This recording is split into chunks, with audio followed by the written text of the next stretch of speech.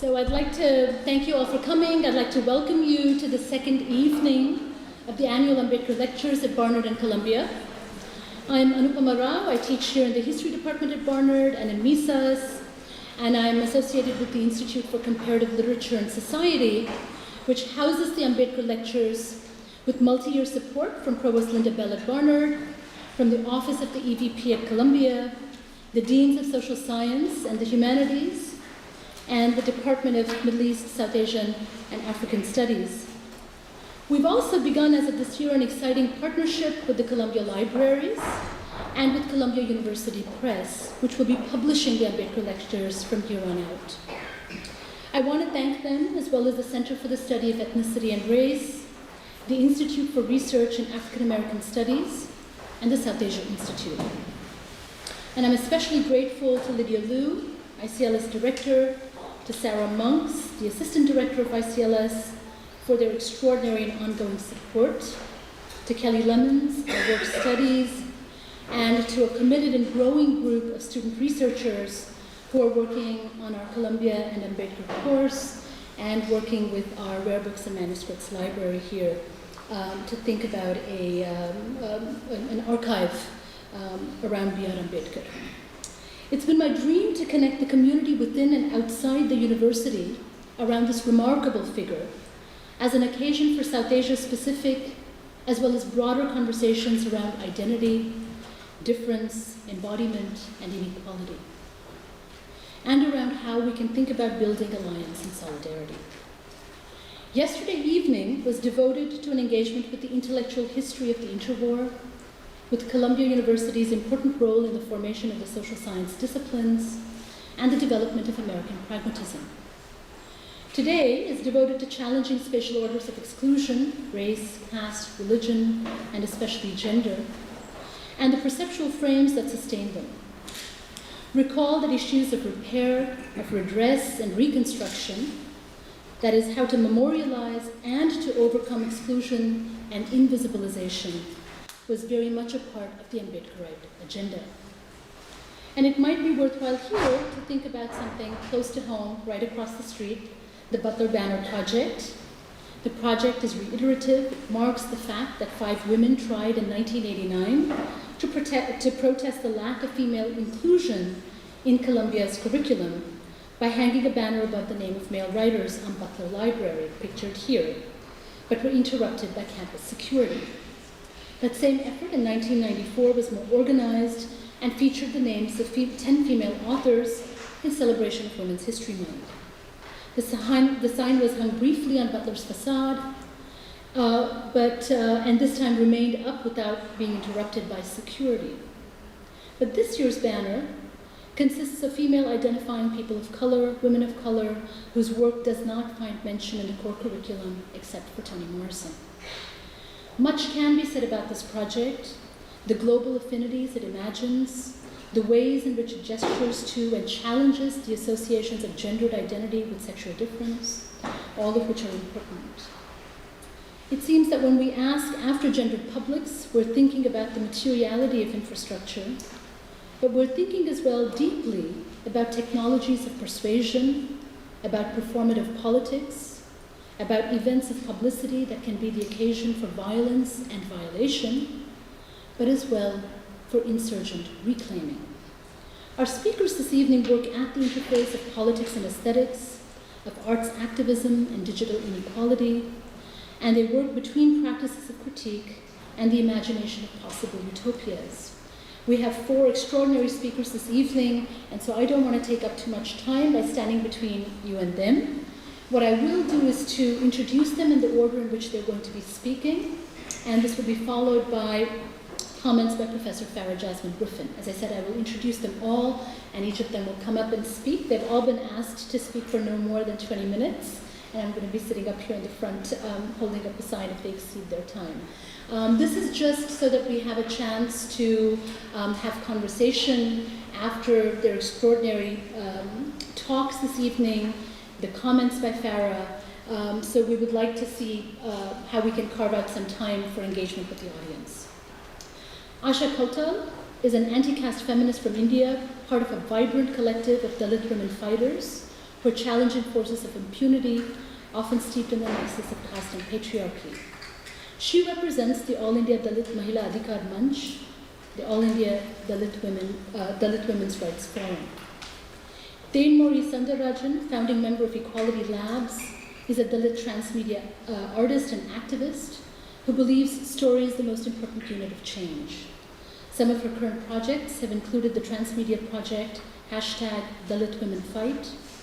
Her work has been recognized by the Producers Guild of America Diversity Program, the Museum of Contemporary Art, the MIT Center for New Media Studies, the Sorbonne, Source Magazine, the Utne Reader, the National Center for the Humanities, the NSF, and the Alfred Sloan Foundation. Kajri Jain is Associate Professor of Indian Visual Culture and Contemporary Art at the University of Toronto. She is the author of Gods in the Bazaar, The Economies of Indian Calendar Art. Her book on the emergence of monumental iconic sculptures in post-liberalization India, Gods in the Time of Democracy, is forthcoming from Duke. Her recent essays appear in The Imminent Frame, Cultural Anthropology, and in Third Text. Mabel Wilson, winner of the prestigious American Academy of Arts and Letters Architecture Award, is the Nancy and George Rupp Professor of Architecture, Planning and Preservation, a professor in African Diaspora Studies, and the Associate Director of ERAS at Columbia University.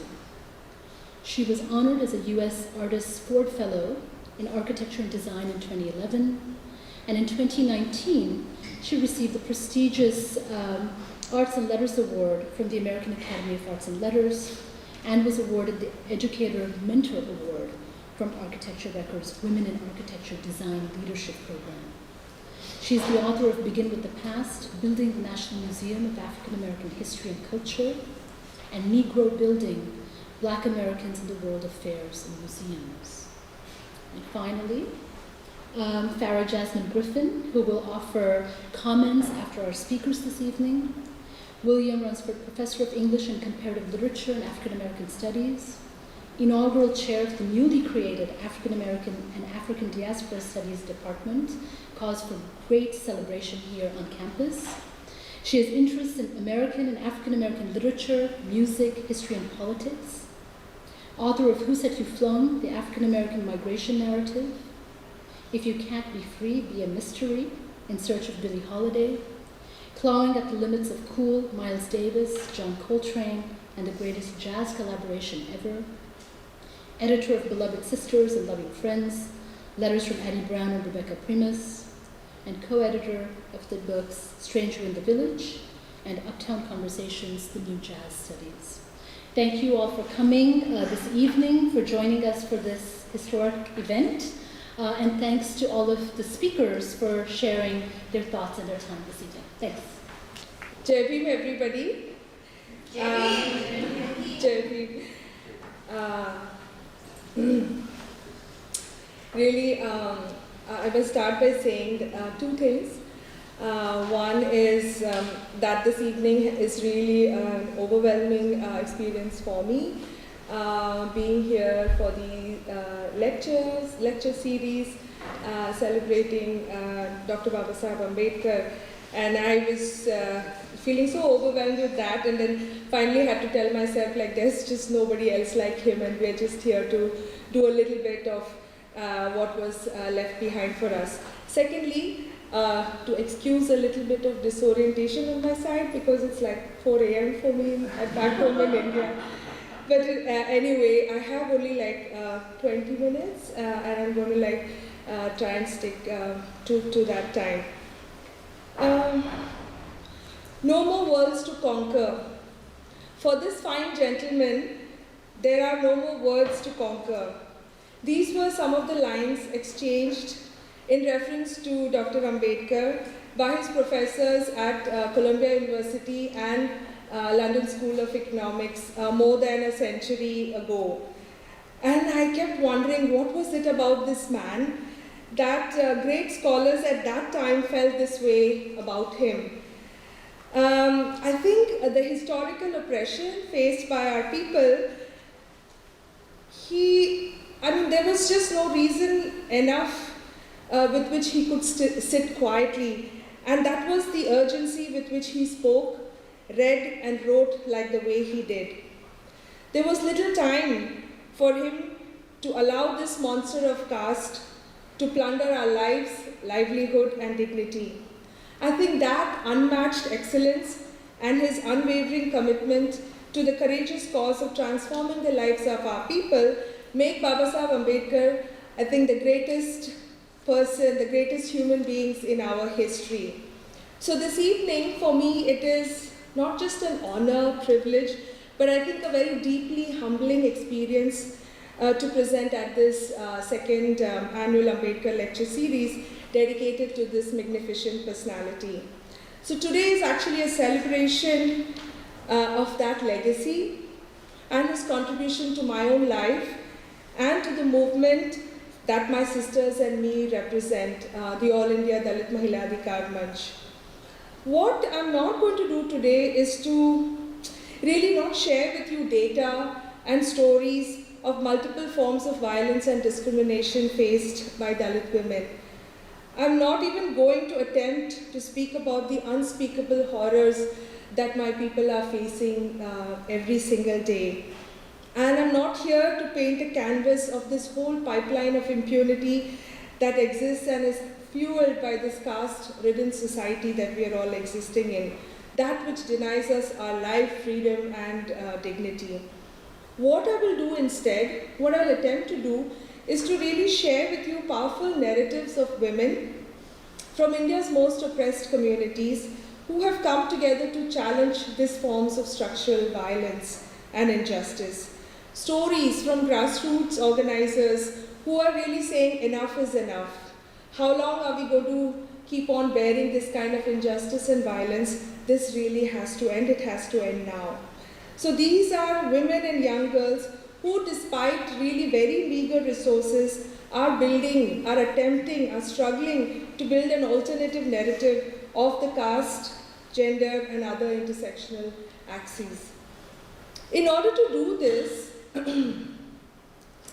really we all have to take a few steps backward, and I really want to take you all a few steps backward. What were the reasons why Dalit women had to carry the mantle of this task? Women who were pushed to the margins of every sphere, denied every opportunity and grabbed of every resource. What and why did we then have to speak up for ourselves in this nation that claims a very radical and revolutionary history? Why did that history usher in a narrative that we then had to challenge? We had to unlearn, we had to continuously try to unlearn and then attempt to rewrite that history. What took place then within the vibrant political Dalit movements in the past? Where was the question of gender really recognized and addressed? What also then took place within the Indian feminist movements? Where was the question of caste ever recognized, acknowledged, and then addressed? Both the anti-caste and feminist organizing and movement building have proceeded in their inquiries and their actions as though gender and caste were independent and these axes were independent of each other. Thus leading us, I guess, Dalit women to desperately try and fit into one or either of these categories. This indeed is real. This is real for both our movement building, our organizing, our advocacy, policy level interventions, and every of our actions on the ground. For example, I recollect a time when the chairperson for the National Commission of Women, a couple of years ago, sitting and examining a whole a file of cases of violence against Dalit women, and then she turns to us and asks us, tell us whether these are gender-related violence cases or are these caste-related violence cases. So I mean, it is just mind-boggling to see how that system has created such a huge dilemma. Should we approach the National Scheduled Caste Commission, which looks at cases of Dalit people?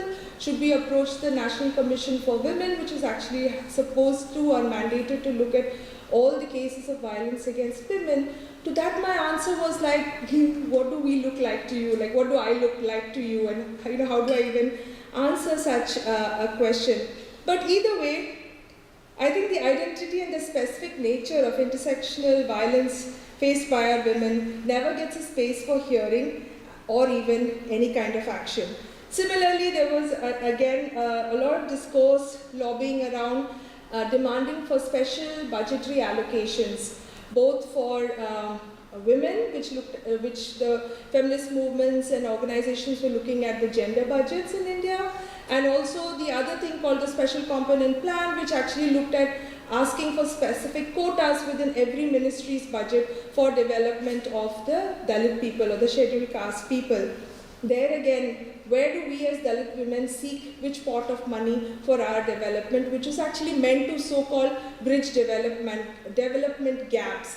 So development gaps between whom and where and how in that process is going to get bridged was a question then again which we as Dalit women had to face.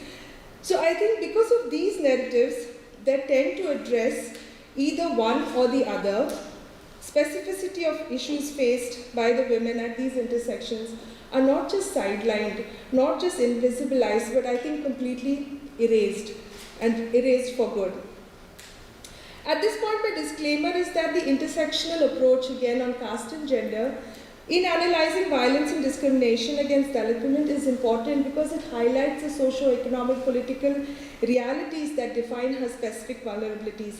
However, this isn't by any means to say that it's the only way to look at this issue, because there are so many various other factors like class and sexuality and others that also interplay at the same time. However, I think that without looking at the historical marginalization faced by these categories of women, that is extremely critical and at the core of it. I borrowed this slide from our sisters from here in this country and thought it was relevant in this context to share our own experiences of this phenomenon. Because on one hand, it is actually so problematic as it creates once again those separate categories, those compartments of identities, but at the same time, it is something that we have been confronting all of the time in our years of our organizing work on the ground. I remember sometime in 2012 onwards, as a group of young Dalit women leaders and volunteers, we set out on something called as the Self-Respect March. We were here a couple of years ago and we had shared about this with some of our friends. But now this Self-Respect March has traveled to more than 400 districts in the northern part of India, where we went from village to village, meeting with survivors, their families, collecting relevant case documents, writing petitions, interface with the district officials, the police, other duty bearers that are mandated to provide justice for our people. Here again, I think this is where Dr. Ambedkar and his larger-than-life image just came into our midst. Came into our midst so powerfully at every point of this Self-Respect March. We entered into such difficult spaces, very remote villages where we don't have access, we don't know what is awaiting us in those very dangerous terrains. But we only took courage with the fact that these are our people there, and there is a statue of Dr. Babasaheb Ambedkar there, and that these are our people who have kept him alive, not only in our hearts, but really in a public space. All of our events began with the Babasaheb Ambedkar statue and mostly ended up again in the evenings with Dr. Ambedkar. So I think every day we were reminded of the fact that in spite and despite of everything that was denied from us, everything that was taken away from us, that little space, that little public park or that space around that statue, that was ours, and really nobody can take away that space from us. And I think we as Dalit women experienced that power and that resistance every place that we went. And I think it's not just Dalit women who recognize that power and that energy. I think so does everyone else recognize it, and perhaps that's why we see regular reports in the paper where Dr. Babasaheb Ambedkar statue was garlanded with shoes, his statue was desecrated, broken, attempts to destroy it. That is the power in which it has impacted, I think, everybody. But for us, as a collective of Dalit women, we only gathered confidence. I think it was not only inspiration and confidence, but it just allowed us to keep surging ahead in spite of all the extreme challenges that we faced. The distances that we covered were so long, like traveling from one place to another. The pain and the trauma and suffering of our people was something that we were carrying. What is it that we can offer? Just comfort or some kind of hope or some kind of justice from the system that is actually designed in a way to fail us.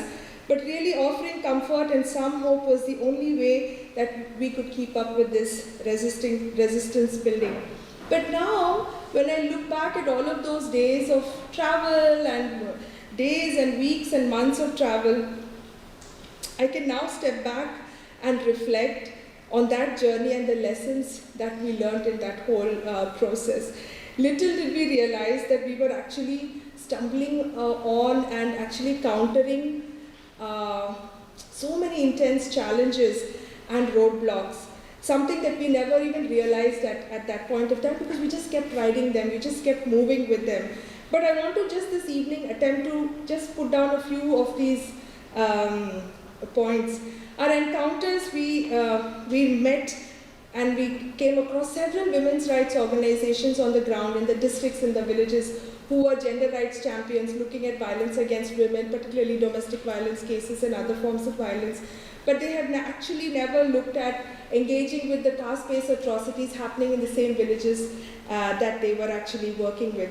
We didn't know what to do. We had to engage, negotiate, disengage, or calling this out, because all of these organizations were predominantly led by dominant caste women and also their own men. We also came across many anti-caste organizations and NGOs and other kind of bodies, again mostly headed by Dalit men, who didn't, who were looking at mob violence cases, big cases of violence, burning of villages, etc. And they never had any focused interventions or even analysis based on gender. So I think this factor only was further revealed when we looked at the leadership of these organizations, where all of the decision making was kept with the Dalit men, and the women were actually doing the organizing work. Third, and perhaps the most disturbing out of all of these, is that from both of these categories, we found that many of them were actually active members of, say, the right-wing Hindu political parties in those places. We had to literally flee from those people on the ground. I think the criminal justice system, which has failed completely and perhaps designed in a way to fail us, was evident in each and every case that we took up. Right from the registration up to the conviction, we realized that every single individual in this Brahminical system fueled by patriarchy was something that was feeding into this already rotting system.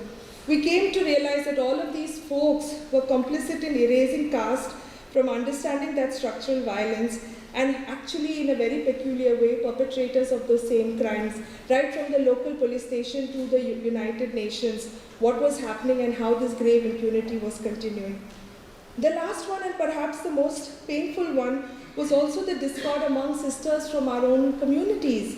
We realized that each of us may be similar in so many ways, but we are also very different in so many ways. The reasons may be so many varied reasons, but it also made us to really pause, introspect, reflect on those differences and find ways to embrace those differences and find compassionate ways of working together or not working together. I think there is simply no activism possible without compassion, which can actually bring long-term sustainable change for oppressed people. So I think I already have seen this 5 minutes sign, but I think I really want to stay focused on the last part, because I think because of all this, so many different kind of backlash that we faced, we really had to stay focused on the mission. And I think really Dr. Ambedkar said that do anything that you can to take this mission forward and do nothing to actually take it backwards. And I think that was what brought meaning. And I think today at this point in time, it is perhaps only Dalit women who really have that power to take forward that caravan for social justice. So where do we go from here? Really, where do we go from here? Having laid out so many ways in which the marginalization of Dalit women's voices, agency and authority that has taken place, the question that really lies before us is to how do we find ways to counter that? Within the anti-caste discourses and the feminist discourses, mere usage, I really believe, mere usage of the term intersectionality or identifying as intersectional feminist, for example, is really not going to work. Finding ways of locating intersectional frameworks, recognizing its power in enabling all those with privilege and power to look deep inside and begin to address that unease or that, I don't know, the panic or the kind of anxiety which it may induce, which I think it will definitely induce.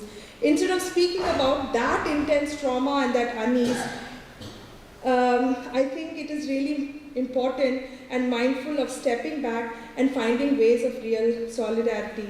Instead of asking and demanding answers from Dalit women, it will be useful for those with privilege and power of caste and patriarchy to acknowledge why independent and autonomous organizing of Dalit women became necessary in the first place. Therefore, rather than viewing Dalit women as a breakaway from the resistance, I think it would be useful to find ways of creating spaces of learning and even possible sites of organizing. This could perhaps be the starting point of bringing not just Dalit women together, but all other oppressed categories, even all those who exist even within our own societies who actually always fall within the cracks of political mobilization and actions. So it is really my hope that we can place intersectional identities, issues and concerns at the center of every analysis and strategy and planning and all the actions to build a stronger resistance. I think that will only truly revive the spirit of Dr. Ambedkar and his vision for resistance, which was not about wealth, it was not about power, but for reclamation of human personality. And I will only end by saying that that battle is on. And we seek that our allies recognize the differences that exist and really stay assured, stay calm, that once those changes come, it will come for the whole and not for the oppressed women alone. So I'll end with that and really thank you so much and Jai Bhim to you all. Okay, good evening everybody. It's really an honor to follow my sister Asha, especially since we have seen so much of her leadership shape so much of the work that we do today. And what I want to do today now is to basically deepen some of the conversations that she introduced for us, because the question of who we are as feminists, whether we're talking about being women of color feminists or Dalit Bahujan feminists, is not simply an academic discussion, not at this time.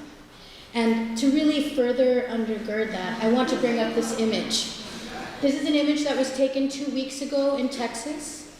It's an image that shows Narendra Modi holding hands with Donald Trump, but it is also an image of the meeting of authoritarian strongmen.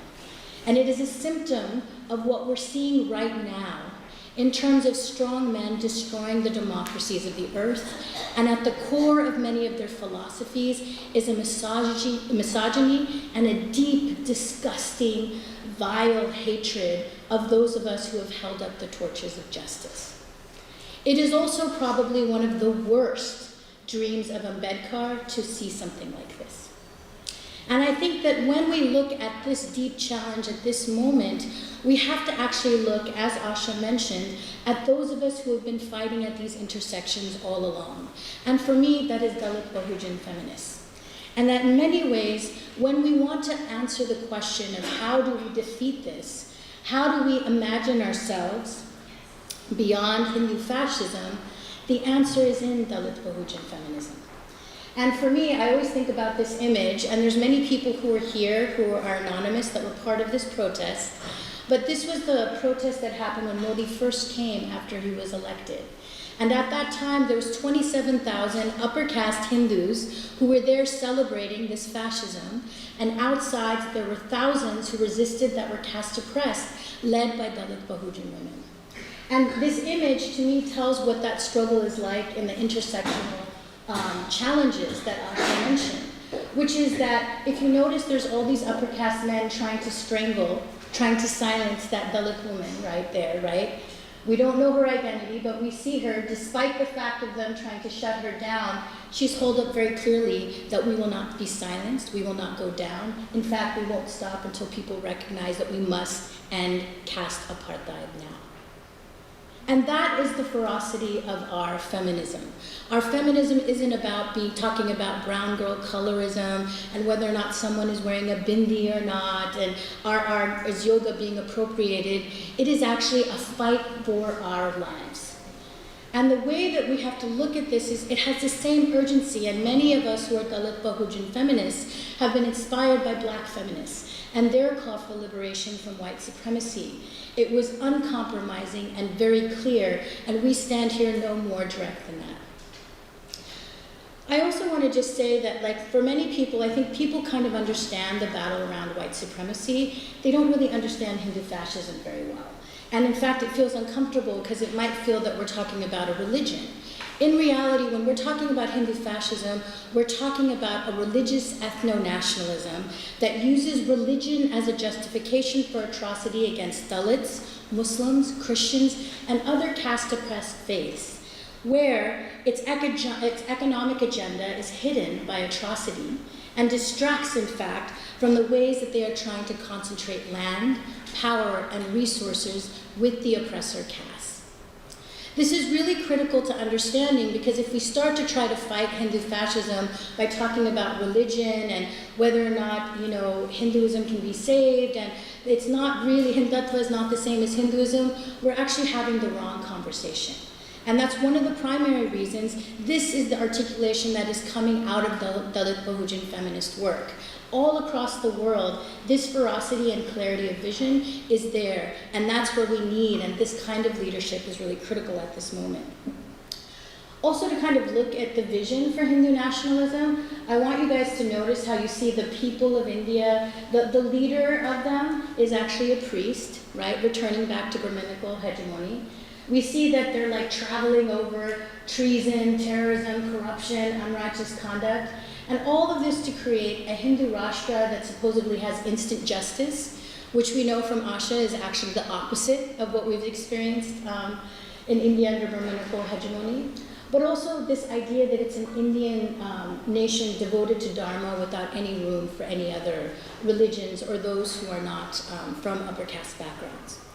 And if we have any question about this agenda, I'd like to remind you about what Amit Shah said, the current Home Minister of Affairs in India.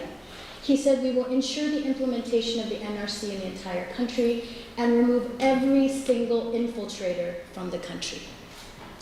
So the NRC, for people that don't know, and I'll be talking about this a little bit later, would be a Muslim registry project that would dwarf even that of the Uyghur project in China, and it would make India detain and create the largest registry project for minorities in the world. We also know that they've already done a test run of how to terrorize communities within the region by what is happening in Kashmir. And we are still how many days into this blockade and the human rights crisis there. And I thought this was really poignant because it basically sets the tone from this administration and this thing, is that whatever is happening here in Kashmir will soon happen to you. And this is the challenge of when we fail to have an intersectional analysis when we're looking at the challenges within South Asia. Those of us that are the canaries in the coal mine already know what it is to face the fist of Brahminical hegemony. But people don't listen to us. We often see movements leave us at the sides, but we've been fighting this every single day, and we actually have some of the core solutions. And so I'd like to tell you a little bit about them. So first and foremost, when we talk about intersectionality, make no mistake, our adversaries are afraid of intersectionality. This is a poster that was exposed by activists who actually went to the World Hindu Congress. It was also showed on their website until we exposed them in that way. And so I want to thank the folks that did that, wherever they are.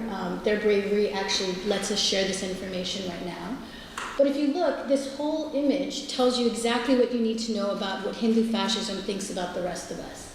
So age of intersectionality, emerging threats for Hindus, right? On the left side is green for Islam, okay? That's the color code there. And they're saying that if the green has the Islamic takeover, the race narrative. okay? And they've named every single major Muslim network you can imagine in the United States.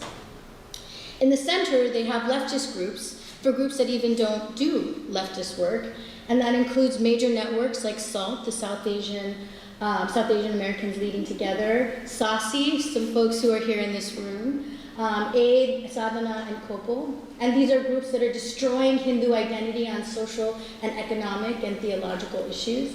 And then on the blue side is the Christian takeover. And Christian is code for caste. So what you see is a bunch of Christian missionary groups like World Vision and Compassion International, then peculiarly Equality Labs, even though we are not a religious-based group, and the Church of South India. So this is what they think of intersectionality, right? That's why intersectionality is our strength. But only if we know what we're talking about in terms of the intersections of oppression, and we act accordingly in terms of equity of strategy and equity in terms of how we build our movements together. Lots of people love to use intersectionality, but then leave the margins at the margins. And that's not what Dalit Bahujan women are here for today. So I think that when we're talking about Hindu fascism, one of the things I want you guys to consider is that we would never talk about racism without talking about white supremacy. So why are we talking about caste without talking about Brahmanism? We always want to talk about where the bodies are buried with this violence, but not who benefits from the networks of privilege. It is time that we start to talk about Brahmanism. And Hindu fascism is Brahmanism at its most effective. It is really the metastasization of what caste apartheid and what Brahminical hegemony has dreamed of is what they have today. And this is why it's critical for us to have this ideological understanding if we want to be able to defeat it. I also think what's really critical to speak about is Brahminical patriarchy. And in many ways, Brahminical patriarchy represents caste and gender and how they are interlinked.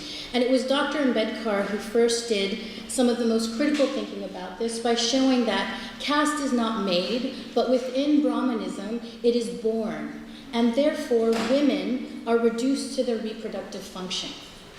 Because of that, that was one of the main reasons why you've heard Dalit Bahujan feminists saying, you cannot eradicate caste without eradicating gender, and you cannot eradicate gender without eradicating caste.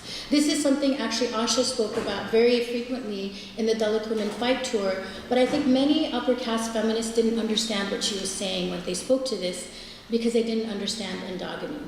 And this is actually Dr. Ambedkar's greatest contribution to Dalit Bahujan feminist thought, is that opening of power. And I think this is a really critical area for feminists to explore because it opens up so much possibility. I also think that what's really important is that we are not talking about only cis-bodied women when we're talking about Dalit Bahujan feminists. And that in many ways, the focus of reproductive function means that Brahminical patriarchy cements inequities between castes, genders, and sexual orientation through purity, violence, and heteronormativity. This is yet another critical praxis of intersectionality we need to look at. When we are talking about the violence of Brahminical patriarchy, think about how the queer community has spoken about the focus of purity and breeding within an endogamous framework. Think about how we are seeing trans people talked about in the formation of purity, particularly as we see the formation of Hijra castes. But oftentimes our spaces are completely cis-dominated. So this is a really critical place for us to understand as we open up our viewpoint related to Dalit Bahujan feminism. And it's also why we must always say, smash Brahminical patriarchy. I also think that what's really critical, and you saw this again in Asha's comments, is that Dalit Bahujan feminist resistance has been at the foundation of many struggles against both caste and gender. And I want to really invoke these two powerful women, Babri Devi and Mathura. Babri Devi, both of whom the crimes against them of sexual violence led to actually the legislation we have in India today related to sexual harassment and rape. And this also shows another really critical tactic of Dalit Bahujan feminist movements is that it's not about the individual cases, it's about the system. And because it's about the system, we need structural responses, and that we need to have policy, but only policy when we're at the table. Too often laws get drafted up without us present. Too often theory is developed without us in consent and engagement. And I think these are two women who really kind of flipped the board around what was possible around these issues. I also want to talk a little bit about the work that we do in Equality Labs. Like, we are a caste abolitionist group that it works in the United States and transnationally, and we are run explicitly by Dalit Bahujan feminists and those who also identify as survivors. And I think that's a really critical thing to say, that we are survivor-driven, because it's not often in caste spaces that people will claim to talk about fighting around caste crimes, but we don't often get to own our own trauma. And to own trauma and to be trauma-informed is actually a lot to do about the compassion that Asha was speaking about. If we don't have compassion for ourselves and return the shame of this violence to those who have hurt us, we are not actually being all of the leaders that we could be. And this is like an image from a poster that we did that basically didn't want to talk about ways we could protect ourselves from rape, but actually just to tell rapists, stop raping. It seems rather simple, but actually, when you wear this shirt, you'd be surprised at the response from men in multiple languages. Because this is apparently a threatening concept, right? The assertion of our bodily autonomy. I think the other thing that we've done in some of our work is actually to talk about survivors and those who have passed because of great crimes of rape and murder, but not to define these women in the context of their violence, but in the possibilities of who they could have been, and also as we say their names, whether it's Delta or Jisha, that we carry their pursuit of justice in every fight that we have. I also want to talk a little bit now about smashing Brahminical patriarchy. And, you know, initially when this poster was created, it was just meant to be a poster series. Lots of people took pictures with it. It was like, you know, how controversial can a placard be that basically says things that are obvious, right? And then, of course, Jack Dorsey held this photo, right? And then everything changed when a white CEO of a social media company held that photo, right? And I just want to show you some of the images that came out. This was a cartoon that was made by the BBC. This was like how it was like taken up by trolls. And then it also led to an op-ed, and it was one of the first op-eds written by Dalit women to explicitly not just talk about the trolling, but to talk about the fact that Dalits refuse to be the canary in the coal mine for caste atrocity any longer. And I think that's where we see Dalit Bahujan feminist scholarship is really critical to our conversations today. Whether it's the Caste in the United States report, of which many Ambedkarite groups were a part of, including AIM and ANA, and Boston Study Group, and AKSC. This was a community-driven survey that actually led to some incredible data being uncovered about the level of caste discrimination in the US. This includes 1 in 4 Dalits who said that they faced physical assault, discrimination in education, and also in the workplace.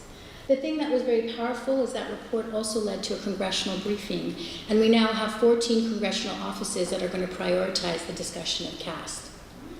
I also want to talk very quickly about digital Brahmanism. I'm going to do it in 2 minutes because I don't have any more time. But I want you to think about the fact that caste is reorganizing itself in the digital space. And to what to think about in terms of American democracy if the KKK ran the White House, Silicon Valley, and the innovation ecosystem, right?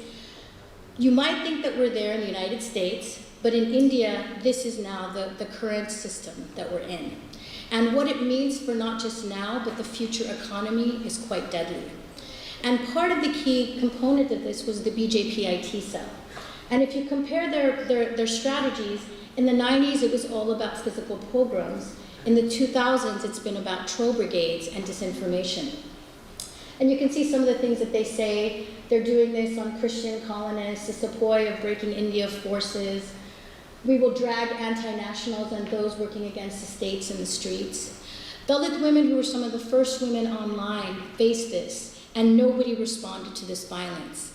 And that's why we decided to take matters into our own hand and make our own report. And so in our report, you'll see that there's plenty of hate speech to go around, and that at the core of this hate speech is this idea that Hindus are under attack by everybody, and that basically democracy should be suspended for the rule of Manusmriti, right? The other thing is that endemic to the platform is anti-Dalit groups like this. Anti-Chamar group, keep calm and go against Chamars.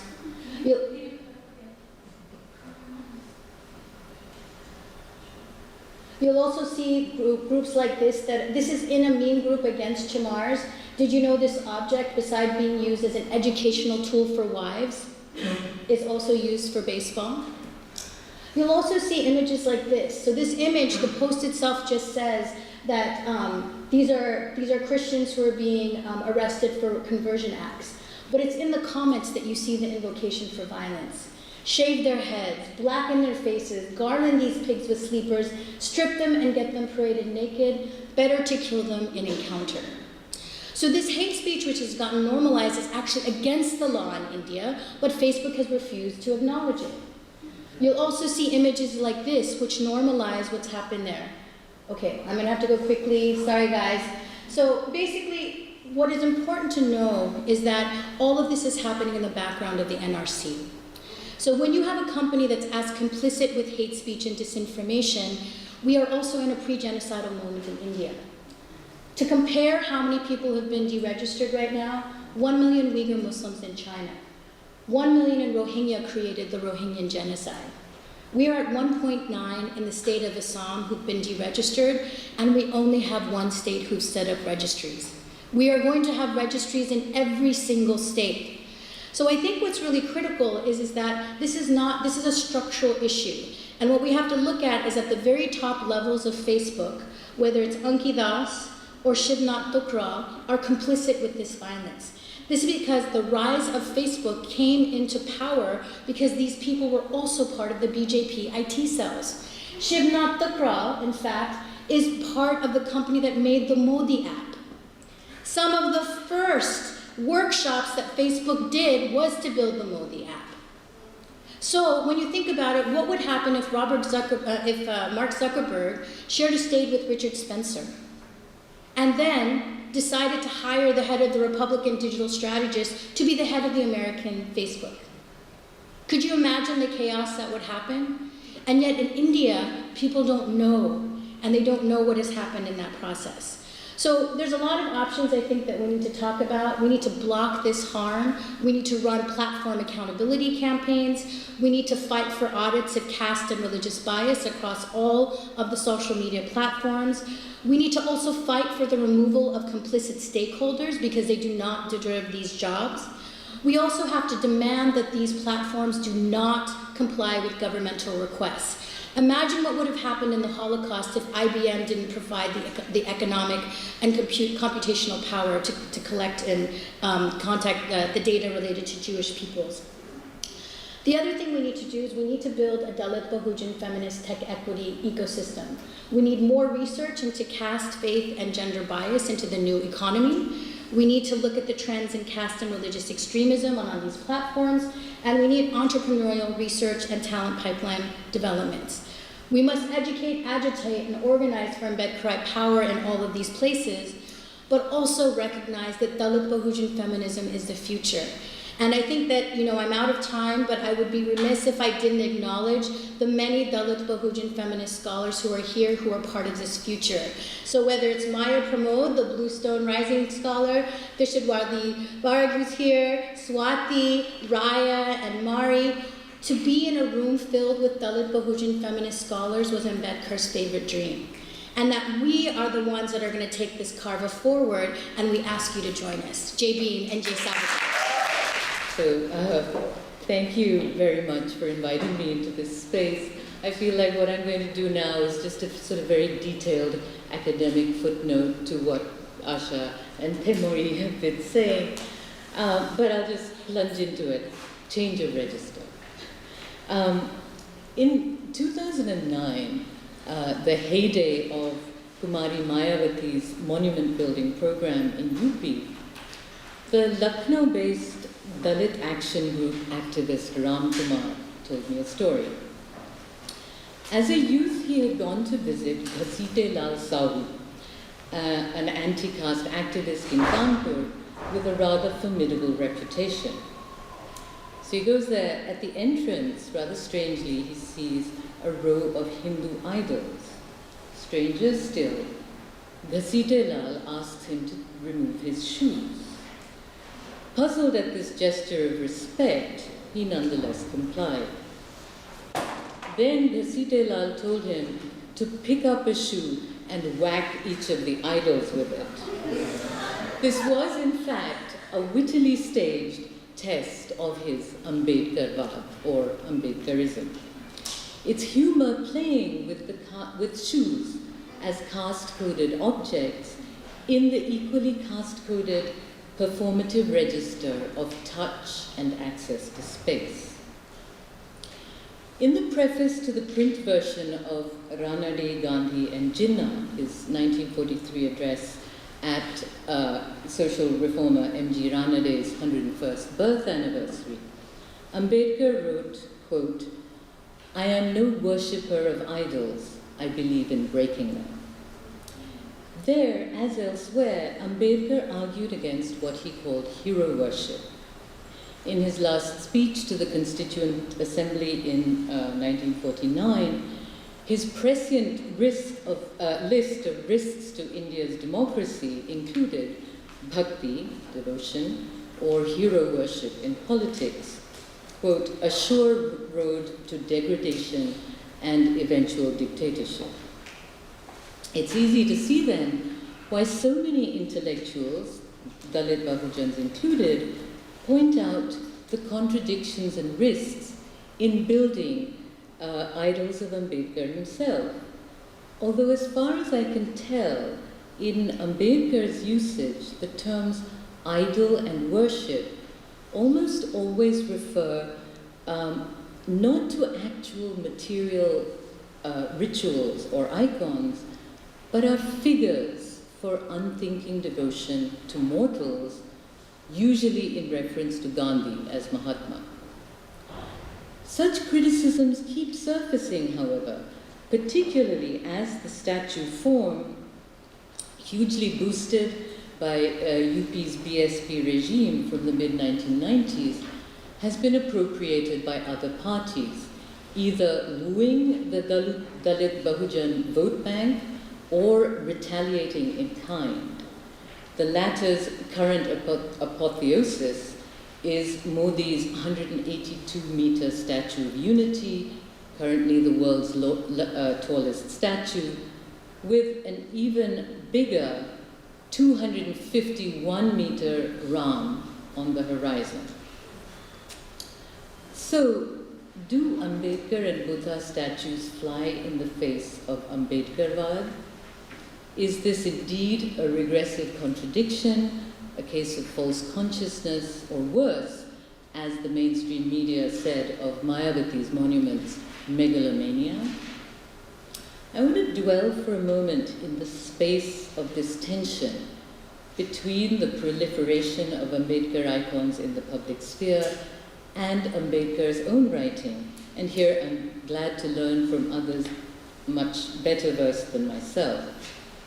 I deliberately and literally call this a space of tension, as I like to go beyond the given frame of thinking of the icon in terms of enlightened reason versus blind faith, supplementing it with a frame that also factors in the icon's physical occupation of space, its material presence, about which we heard just now. So this move takes its cue not so much from the letter of Ambedkar's writing, but from his rhetoric, the way he constantly tests the theoretical categories available to him against the touchstone of lived experience, where spatial exclusion is central to untouchability. This spatial and haptic touchstone of social experience underpins his frequent prioritization of social reform over formal politics. It courses through his writing, not only when he movingly describes traumatic moments, his own and others, of avoidance, insult, eviction, thirst, or the fatal refusal of care, but also in his caste-coded tropes, as when he describes politics as, quote, a kind of sewage system, intolerably unsavory and unsanitary, or politicians as, quote, going to work in the drain, or conversely, when he resignifies social reform as sanitary work, distinguishing the merely eminent individual from the, quote, great man, the scourge and the scavenger of society, who does indeed merit admiration, if not idolization. I want then to attend to the aesthetic ground on which Ambedkar's writing and its legacies in Dalit Bahujan struggles unfold, taking aesthetic in its broadest sense, not as the judgment of artistic beauty, but as the realm of efficacious sense experience and material form of the affects, if you will. This understanding of the aesthetic pertains not just to universal human faculties of perception and affection, but also, following Jacques Rancière, to specific historical regimes of the sensible undergirding social hierarchies, prescribing how some and not others are to be seen, heard, smelled, tasted, or touched, thereby instituting particular ways of making sense of the social. This approach should speak to anyone familiar with the sensible grounds of oppression, from the sensory regime of untouchability to the spatialization of blackness described by Catherine McKittrick, or the unconscious habitual silencing and invisibilization of women and people of color that many of us still experience in certain spaces. In these regimes, material forms and embodied habits congeal into structures, or rather infrastructures, of the sensible, that, as Aniket Jaware's book Practice in Caste beautifully describes, have material, ideological, phenomenological, and affective force.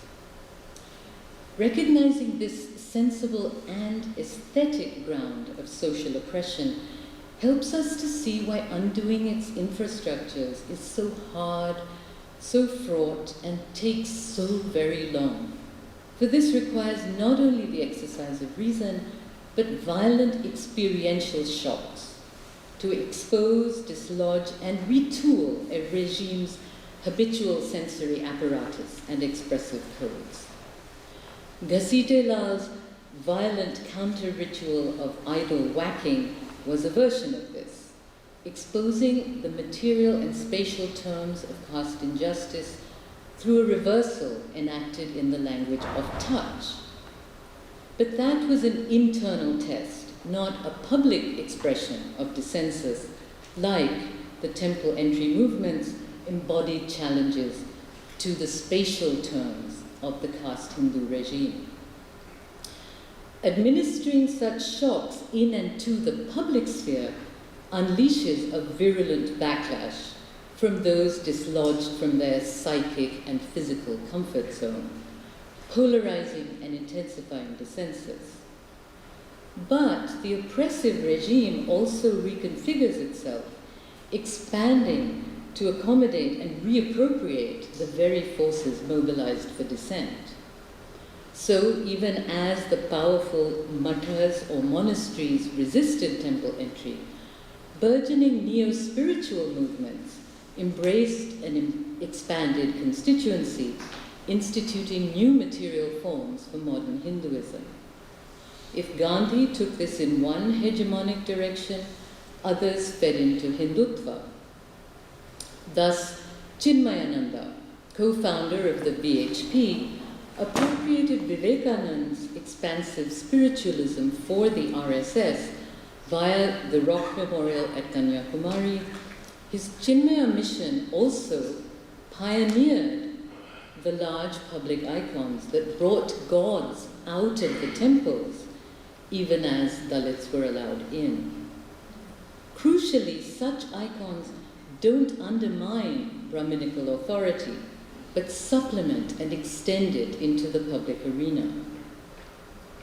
So to return to Ambedkar as icon, what happens in this sensory regime when a human idol emerges into public space?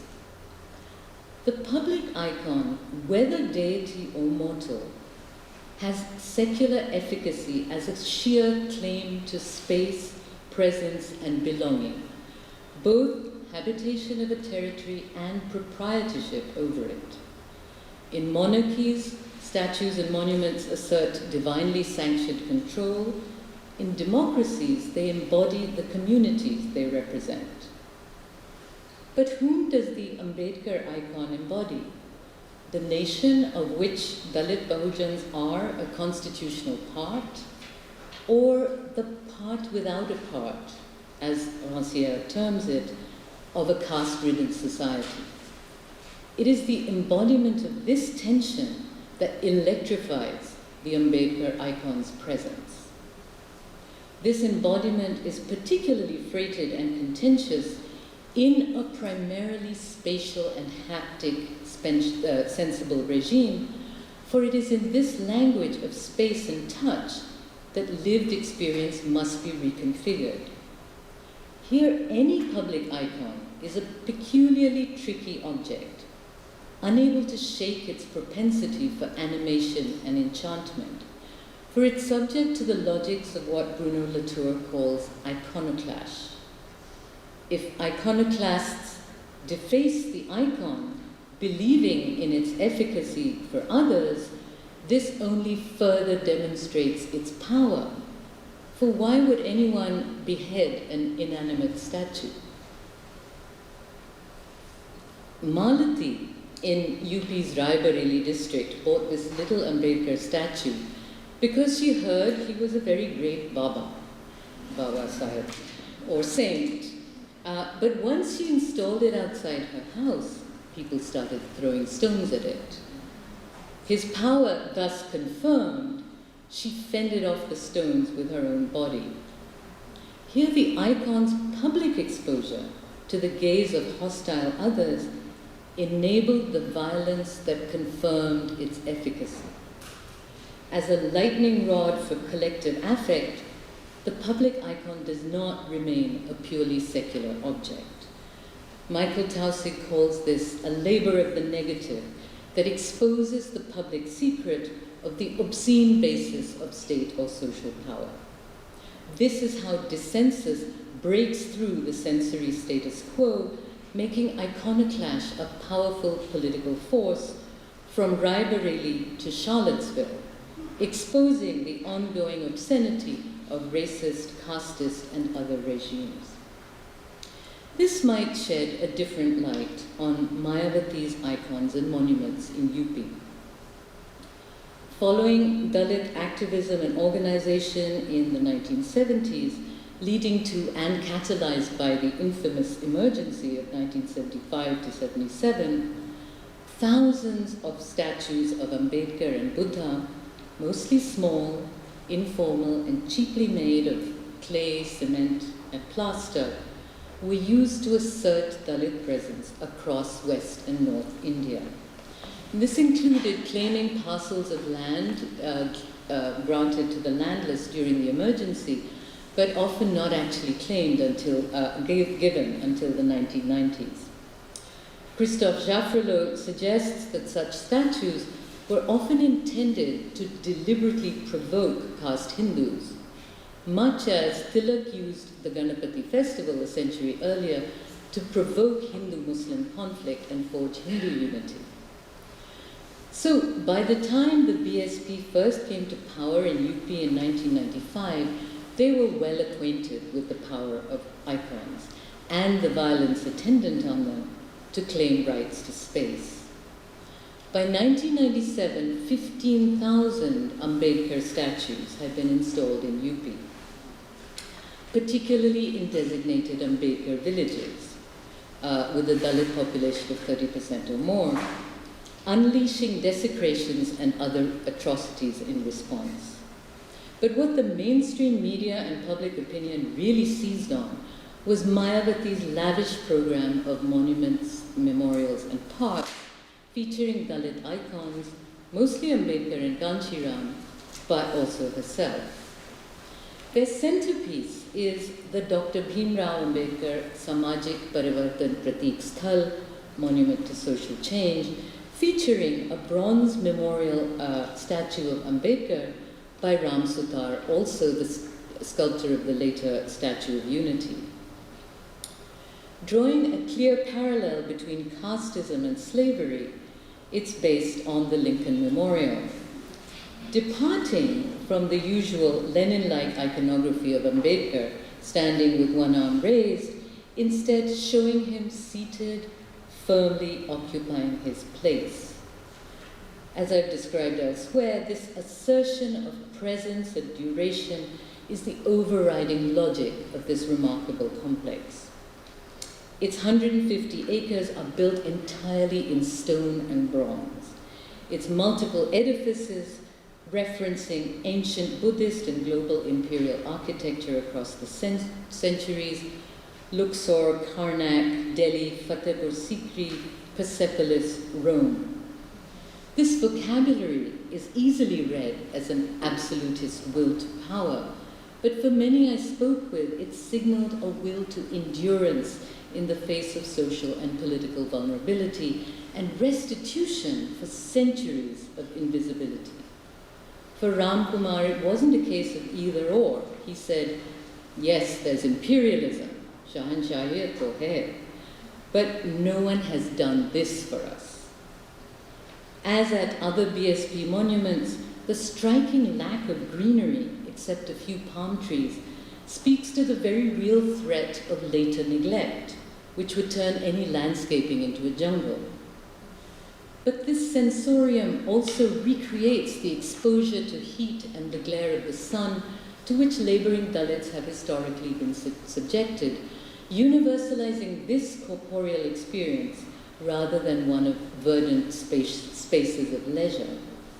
This heat is also invoked in Ram Sutar's statues of Kanchiram, whose iconography includes the small towel that he carried to wipe the sweat off his face on his travels.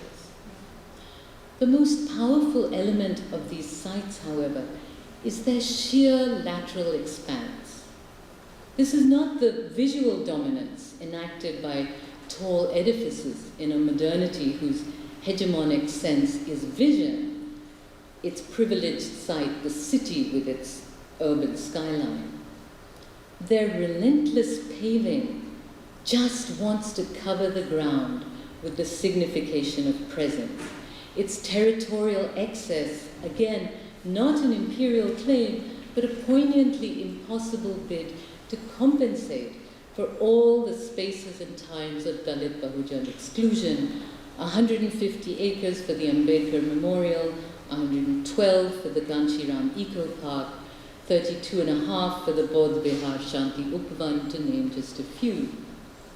At this scale, the backlash against these sites could not be the physical violence of stones, beheadings, or defacement. Instead, it unfolded in the media, which poured casteist, patriarchalist, and elitist vitriol on Mayavati.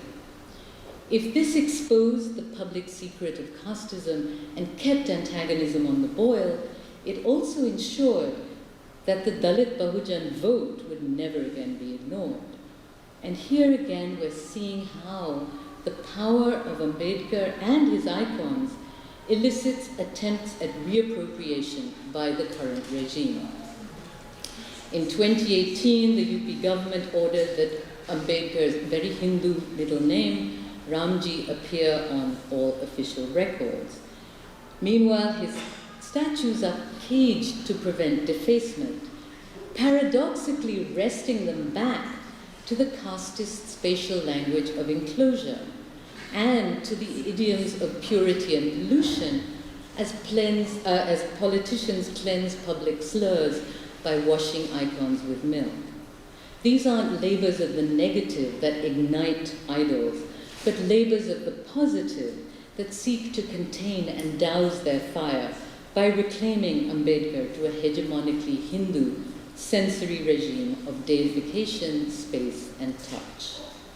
To conclude, approaching Ambedkar's iconicity as a question not of political theory, but of political aesthetics, I've argued that the icon, as a material object oscillating powerfully between secularity and enchantment, is not quite the same as the idol as a virtual figure of unreason in Ambedkar's writing.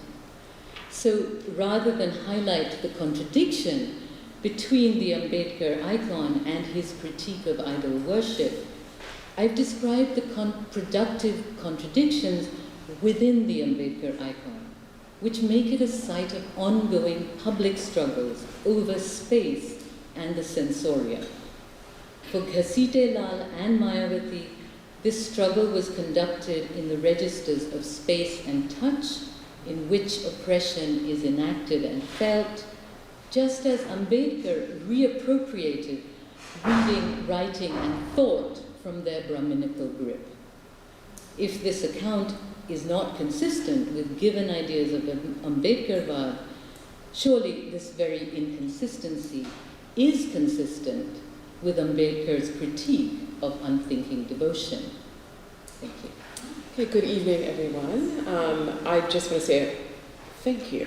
That Anu said, keep it short and keep it moving.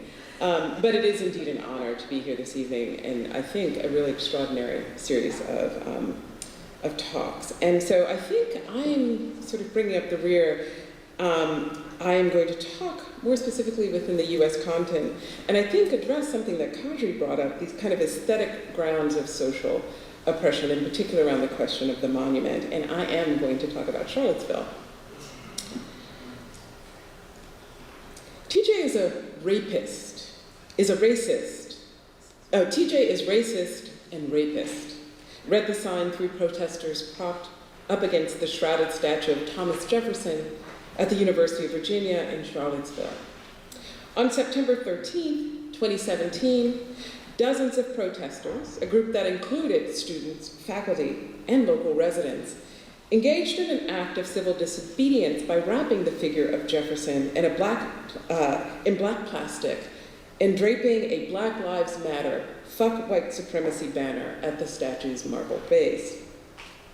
What the protesters demanded was for the university's administration to renounce the institution's historical connections with racist individuals and groups by removing two Confederate memorial plaques affixed to the rotunda's south entrance, and the rotunda's the building behind, designed by Jefferson. They had launched a march to reclaim our grounds. The demonstration proclaimed solidarity with local residents in response to the violent and deadly white nationalist march that took place 1 month earlier and left one anti-racist counter-protester, Heather Heyer, dead. Members of white nationalist groups had descended on Charlottesville to protest the city's government's proposed removal of monuments to the Confederate generals of Robert E. Lee and Thomas J. Stonewall Jackson. On the first night of their rampage, a group of 100 mostly white men led a torch-lit parade through the university's historic grounds, an ominous reenactment of the KKK night marches.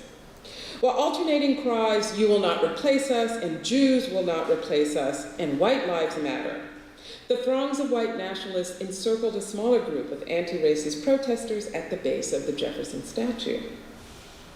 Jefferson, who in his lifetime had been a vociferous champion of freedom for white Euro-Americans, but also lacked the political and personal will to end chattel slavery, which would have freed thousands of enslaved blacks, including hundreds of his own slaves, became a flashpoint for both the condemnation and exaltation of white nationalist ideals constitutive to the nation's founding and prosperity. This incident raises several questions about why monuments in the US South have become flashpoints for a retrenchment of fervent white supremacy in the age of Donald Trump, but also why they've become sites of contestation that advocate for the removal of these monuments. This struggle played out on college campuses, in front of courthouses, and in mainstream and social media has exposed the fissures and fault lines of the US's white nationalist underpinnings that have been papered over by the boosterism proselytizing American exceptionalism. Racism, as we all know, should not be consigned to the realm of personal prejudice. Rather, racism, racializations are historical and structural. We all know this. They operate in tandem with other modern formations that are social, political, physical, discursive in nature. The scholar Alex Waheli's concept of racial assemblages helps give contour to landscapes produced by these entanglements. For Waheli, racial assemblages are the outcome of historical processes of racialization.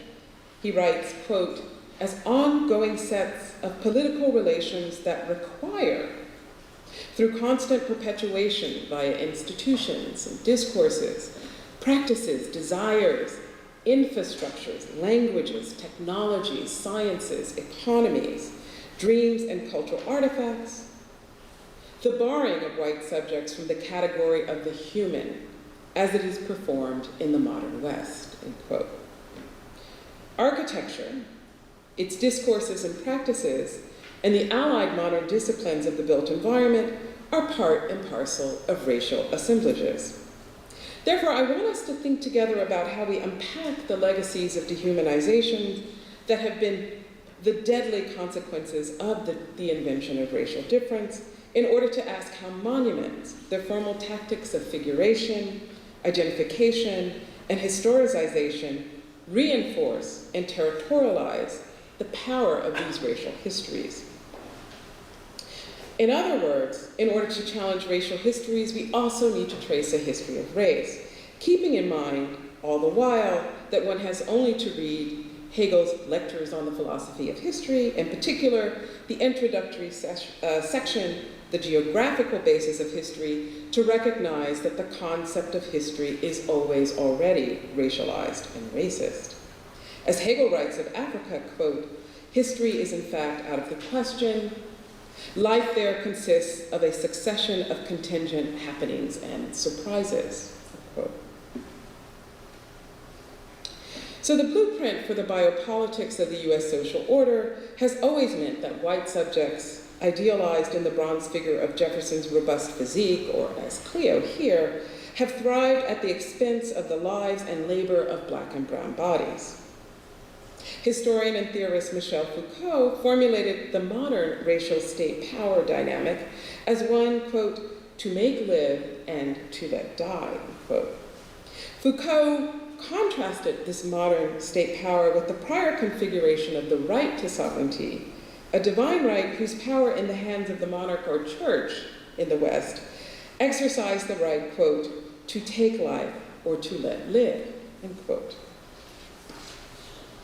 This right to life and to kill continued with the secular conceptualization of the social contract, what can be best defined as a set of agreed-upon legal, political, and social rules that govern members of an enlightened modern society. European philosophers such as Jean Locke, Jean-Jacques Rousseau, Immanuel Kant, Thomas Jefferson, and others conceptualized new social orders that enabled groups of European and Euro-Americans to self-govern. They reformulated the workings of power, one that invested the authority in the liberal subject rather than the all-knowing God or supreme monarch, to imagine forms of democratic governance that guaranteed the rights of individual freedom and personal property. Ideally, these rationalized social relations, stewarded by one's peers, legislated and adjudicated how the state's resources, land, food, rights, should be awarded, allocated, or denied. In the case of liberalism, Foucault's critical historical gaze saw new techniques of power, quote, centered on the body, on the individual body, quote. He would write that individuation, quote, one of power's first effects, became the basis for how a disciplinary society and its institutions, the school, prison, hospital, and so on, created compliant, docile bodies capable of being controlled in modern society. Now, alongside disciplinary power, interpenetrating it, was another technology of power, biopower, which operated at the scale of the population, the masses, rather than the individual. Through biopower, the modern state apparatus became the arbiter of what conditions could make life flourish and what conditions allowed life to deteriorate or die out. One could say that these environmental factors were intentionally created, were by design of the state. In this new social order, not all bodies were made equal. Not all modern subjects, institutions, not all modern subjects benefited from the same measure from the state's beneficent, even though the basis for liberty in the United States was that, quote, all men are born equal. What does this tell us about monuments in racial history? In his lectures collected under the title Society Must Be Defended, where he worked through the theorization of biopower, Foucault also traced a genealogy of race and power in Europe.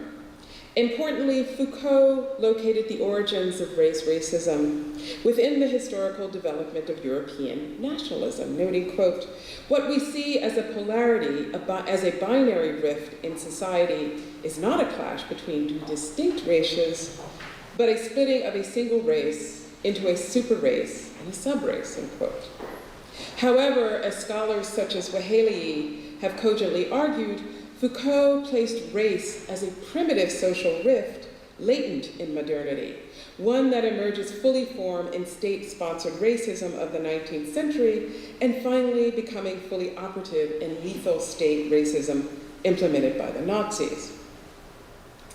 By severing the rise of modern state racism from its origins in Europe's colonial project, Foucault failed to historicize the formation and influence of the transatlantic slave trade, for example, which contributed to the grammar for how race differentiated the characteristics of superior white masters from those biologically inferior black slaves, indigenous savages, and dutiful Indian servants, but also from the wretched Irish peasants, social degenerates, and so forth.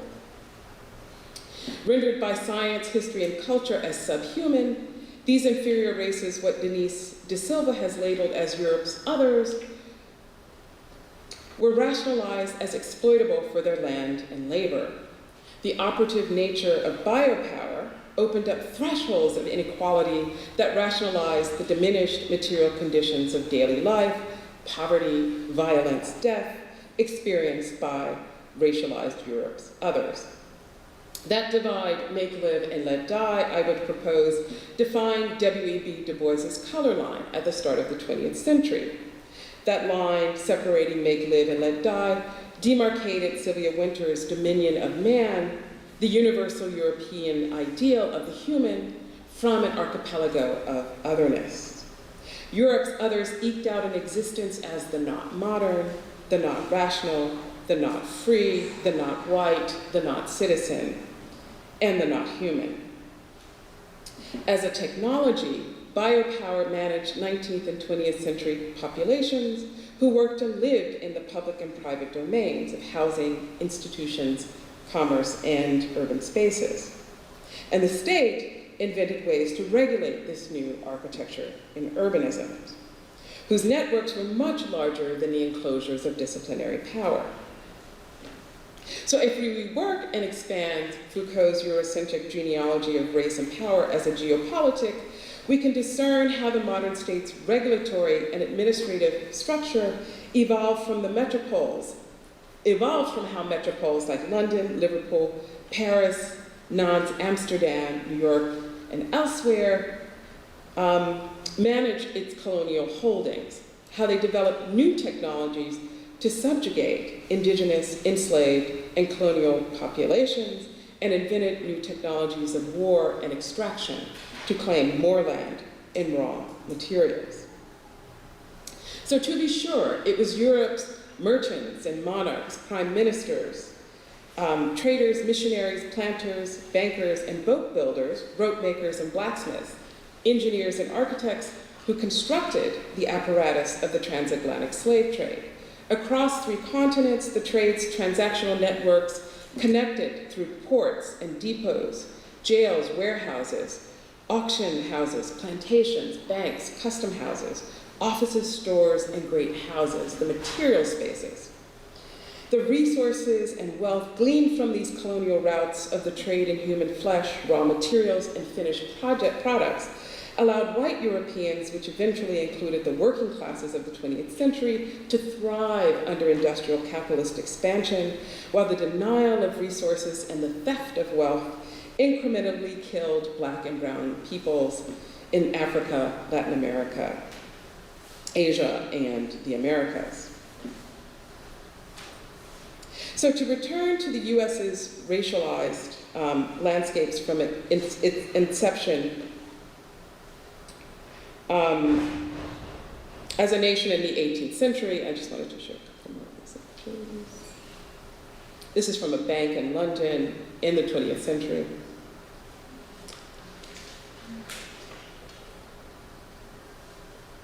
White Americans have deployed monuments to territorialize whiteness through representations of the ideal character, physiques, and historical significance.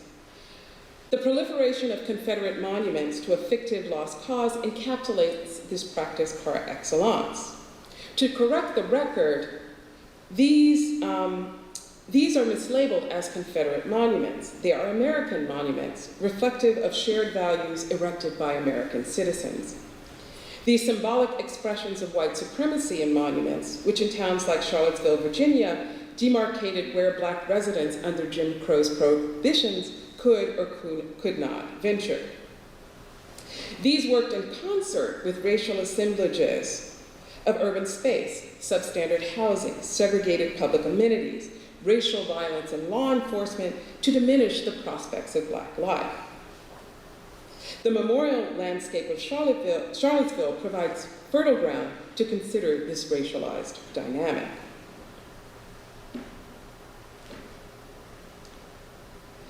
So the life-size statue of Jefferson by Mosey Ezekiel portrays him at an age of 33 with his hands unrolling the text of the Declaration of Independence. He stands atop a replica of the Liberty Bell encrusted with the muses of liberty, equality, justice, and the brotherhood of man. And it stands as a symbolic civic virtue within the plaza of the north facade of the rotunda. By shrouding the monument, what the Black Lives Matter protesters aimed to redefine was the historical narrative of a founder of a university and a nation as a defender of liberty by pointing to Jefferson's tacit acceptance and practice of dehumanizing bondage. Their placard proclaiming Black Lives Matter asserted the value and humanity of Black life, qualities that anti-Black racism has historically diminished and eliminated or let die. The installation of Jefferson's noble figure as a civic virtue was part of an effort in the early part of the 20th century to cohere an aesthetic order to the grounds of the university under the tenets of the City Beautiful movement. Fundamental to that urban aesthetic movement at the turn of the 20th century was the larger effort of urban planning to manage land values and infrastructural resources that would be allocated to a divided urban population according to racial and class status.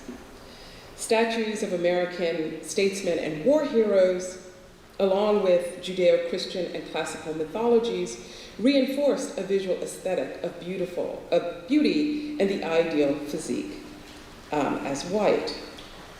So between 1919 and 1924, the city of Charlottesville embarked upon a plan funded by a private benefactor, Paul McIntyre, to erect 4 monuments to war heroes and explorers in public parks, white-only parks.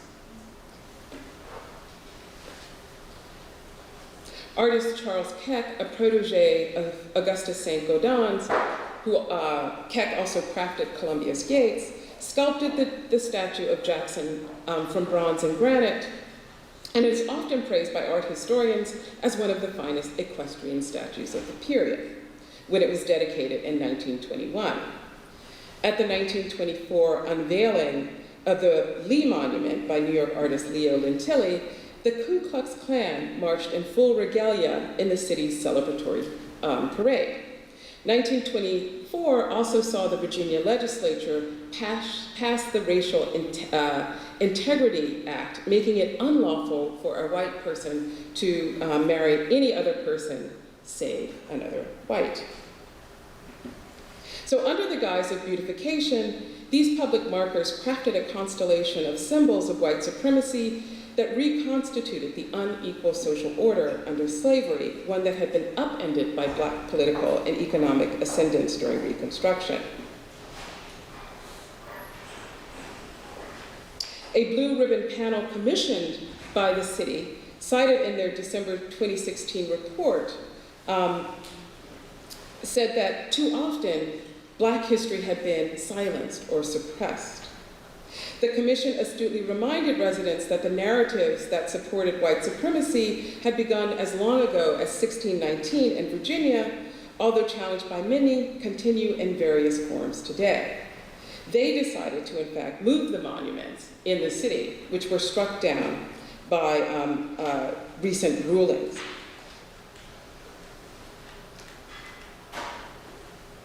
So Charlottesville commemorative landscape remains unsettled. About a month ago, on September 14th, the monument of Jackson had been attacked. Under the cloak of night, perpetrators chipped the noses, hands, and toes of the winged allegorical figures of faith. You see a woman bowed with hands in prayer, protected by valor, a bare-chested man who gazes steadfastly forward.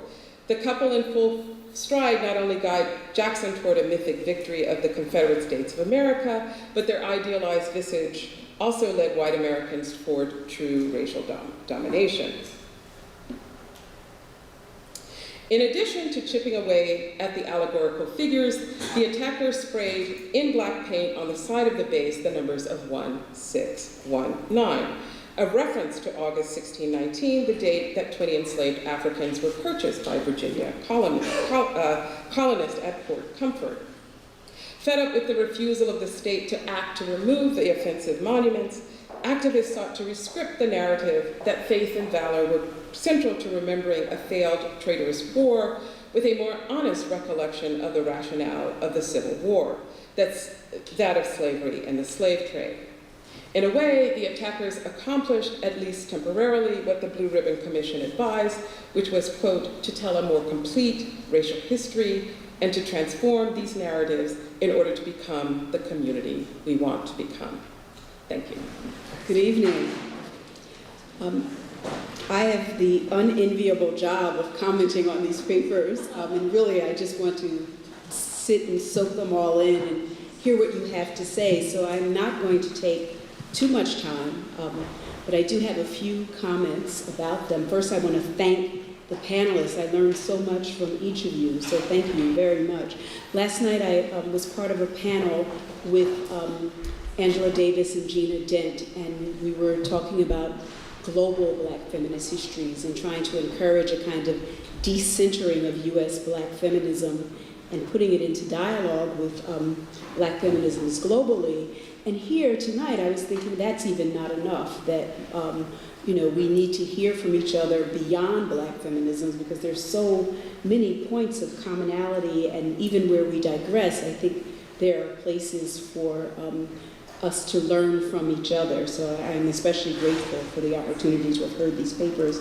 I'll just jump right into some of my questions and thoughts and comments. Asha's paper was fascinating, talking about the urgency around which Ambedkar acted and how it in some ways informs and mirrors the urgency of contemporary movements, particularly movements informed by intersectional feminism. And I was especially struck by the use of intersectionality as a framework, the ways that it is generative in this moment. And one of my questions, especially about the Self-Respect March, which I just found very fascinating, was in addition to the kinds of obstacles and challenges that the marchers met, that you talk about confronting, especially in the ways that the anti-caste organizations failed to focus on interventions and analyses on gender, and the ways that the feminist organizations do not attend to caste, did you find that in the context of the march that you participated in, helped organize and describe to us, that in addition to blocks and obstacles, did it also offer kinds of transformations and understandings amongst the women who participated, amongst the people who participated? What also was the nature and source of the differences you identified amongst each other? And were those sources and the nature of those differences, are those potentially spaces of possibility and generative spaces as well? And also, why did the question that you close with, forcing not so much Dalit women to kind of explain their own positionality, their own subjectivity, but to turn the attention back to question why did it require independent organizing on the part of Dalit women? Why was that necessary in the first place? Which made me think that that kind of questioning could lead to the transformation of not only existing anti-caste organizations and feminist organizations, but also lead to our understanding of the kind of world building that we want to be a part of, right? That the kind of visions of a future that we want to be a part of is one that would not require that kind of independent organizing. The second paper on Dalit, I'm going to say this right, Bahujan, is that the correct pronunciation, right?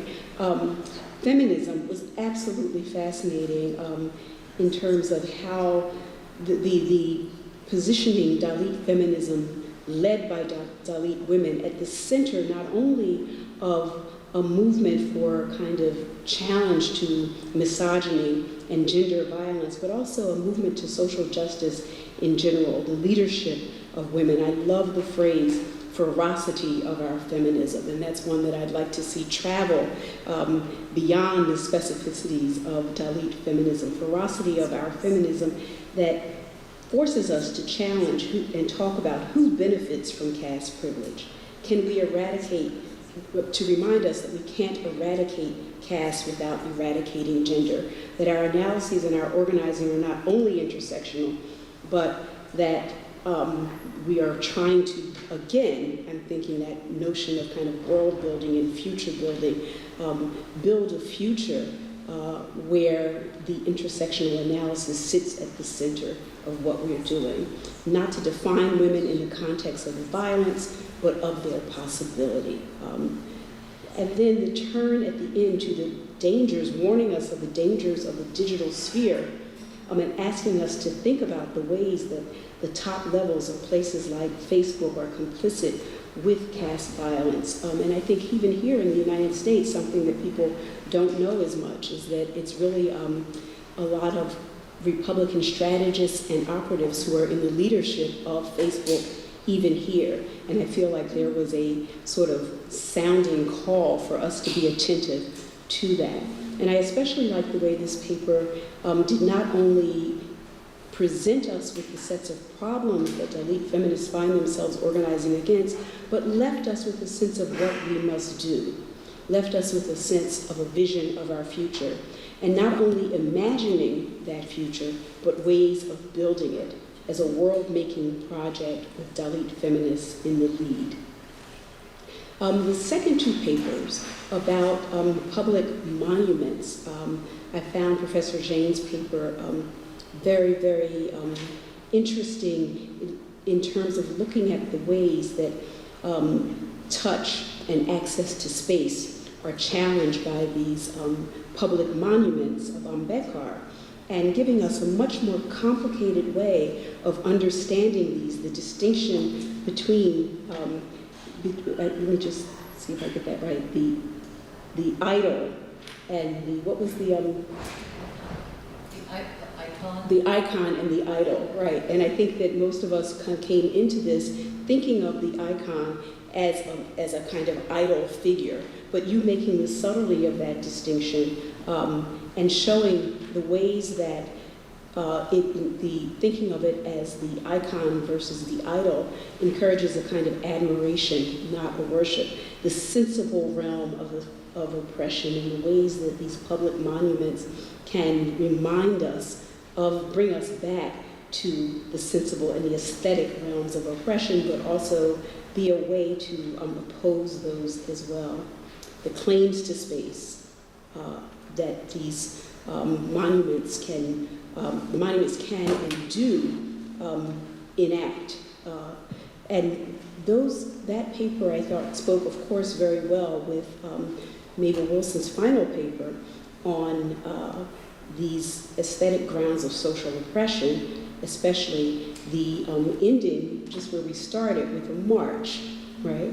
A march to reclaim our grounds, which occurred 1 month after the white supremacist march, and giving us that history and showing us the ways that contemporary Black theory challenges and comes to bear on Foucault and the limitations of Foucault as we understand how considerations of the transatlantic slave trade undergird modern conceptions of race, as well as the modern state, and the ways that these white supremacist monuments arose exactly at a moment when white supremacy was being challenged, at a moment when Black citizens were ascending. So my question for the panel is, how might the first two papers speak to the last two? How might considerations of gender and intersectional feminism speak to the debates, the struggles around the occupation of space and the use of monuments and challenging certain kinds of narrative histories? And one way I thought of that the two came together is in a Black feminist action that Mabel will probably be familiar with. Not far from here on Fifth Avenue, there was a statue, a monument to J. Marion Sims, who is known as the father of gynecology. And Sims did all of his, most of his the experiments for which he is most well known in gynecology and developing things like the speculum or improving the speculum.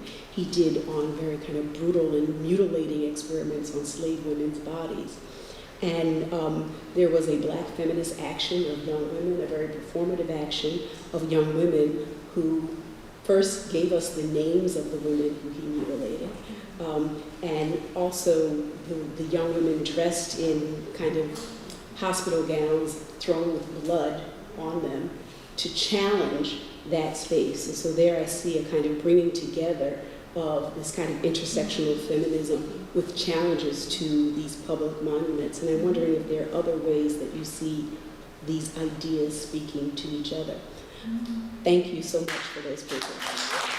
If the panelists don't mind, we could hold on to these comments and questions, and perhaps we could spend maybe another 5 minutes just inviting some comments from the audience. It'd be great to hear from all of you because you've been such an amazing audience taking all of this in.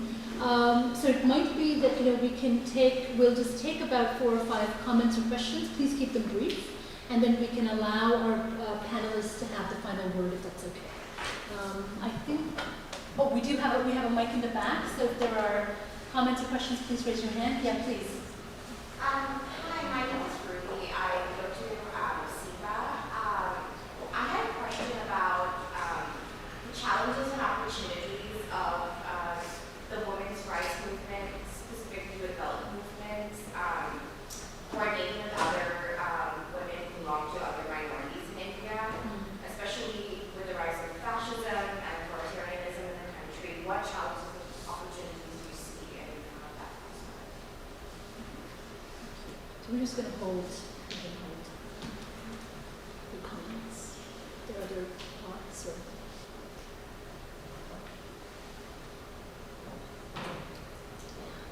And then we'll come to Dalit. To Asha and Thenmozhi, I was just wondering if you could address your situation as activists and your safety in India, given the regime right now. I know that any type of work on task, even from research, a research perspective, is shut down by the government. So I just wanted to know about that.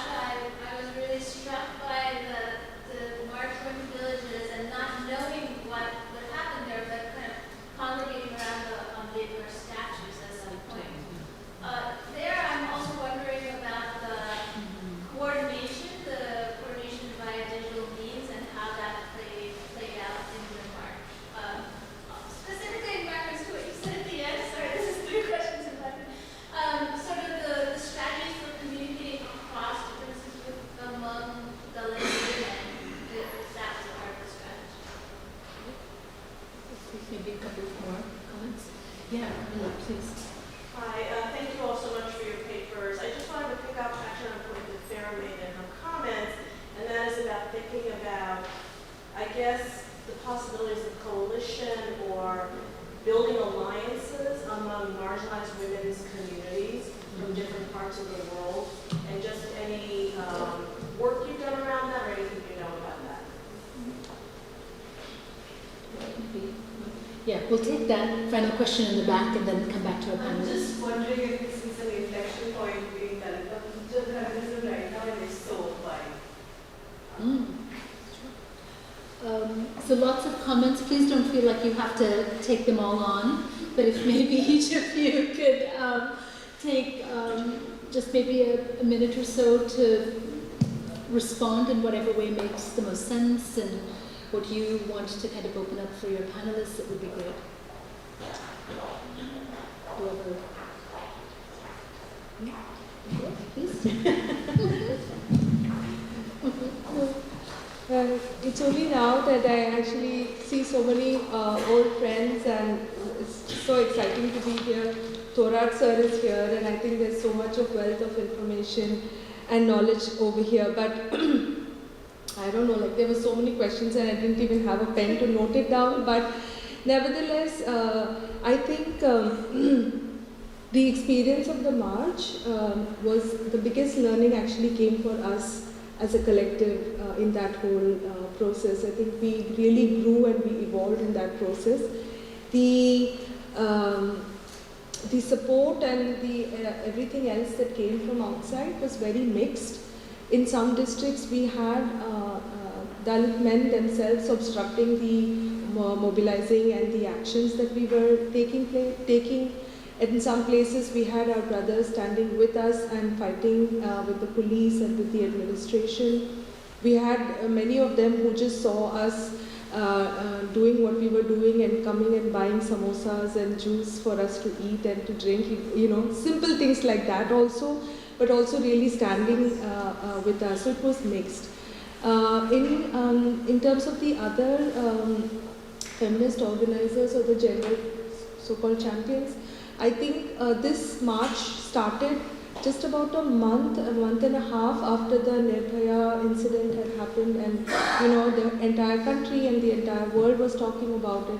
But there was actually a complete silence, or you know, really a silencing of what was going on in the rural villages just about 100 kilometers away from the national capital of Delhi, and that is something that we have experienced.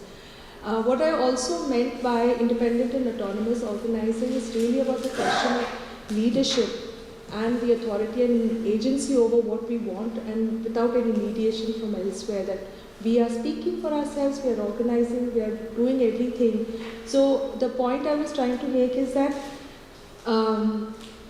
until and unless that shift is made, that you know the Dalit women's organizing is at the center and at the core of what the issues are being raised and how they're being analyzed and what kind of actions are being held. For a long time we have been said that, you know, let's all just get into this thing and we'll break caste and then we'll all be free. There's also on the other side this tug that's happening to us, like, you know, we're all women, like, you know, once we're free from patriarchy and this male control over us, we'll all be free. So the point I was making is not that we are going to buy another ticket and sit on another bus and go to some other destination, but really the point is that if you're really talking about allyship and solidarity, where is that going to come from?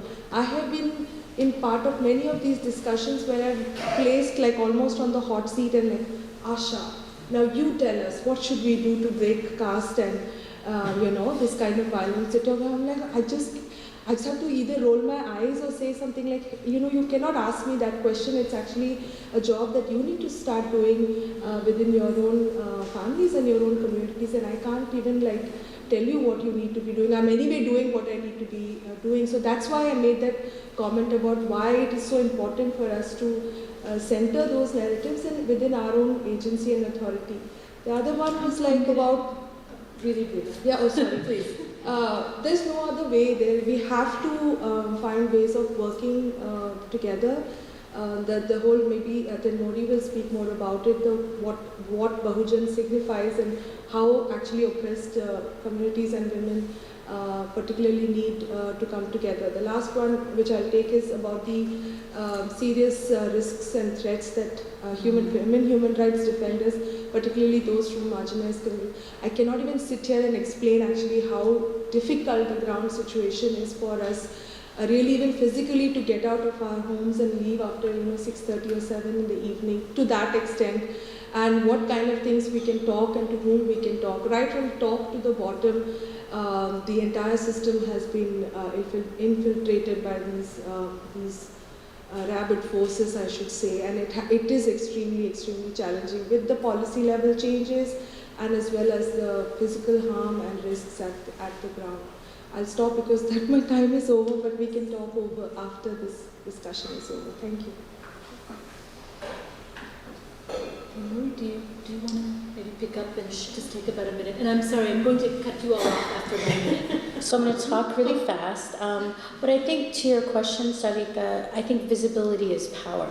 And so the way that I kind of see our conversations connected is that you see both the oppressors and also movements struggling for visibility and the contestation happening either in the physical space or the digital space. And I definitely think that when you talk about the activism and the organizing that's happening around fighting digital Brahmanism and why it's being led by Dalit women, it's because we were those first canaries in the coal mine. Both Asha, myself, Mari, and Raya, and many others here were some of the first people in our community that were online. We were using these corporate surveillance spaces to build power, raise visibility, and name who our experiences were. And of course, it feels like freedom, but it's not freedom because they're corporately surveilled place. In surveillance capitalism, we are the product, right? And not only that, but in the rollout in our particular countries, it is also complicit with Brahminical hegemonic forces.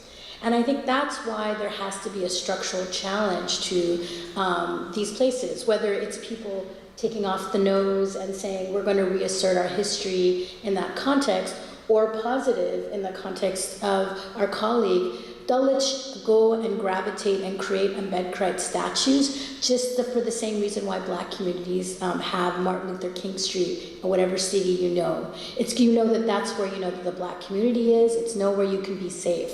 Same thing with Ambedkar statues. Same reasons why we use so many of those icons on those digital platforms, and why also Hindu fascists desecrate those same images and contexts.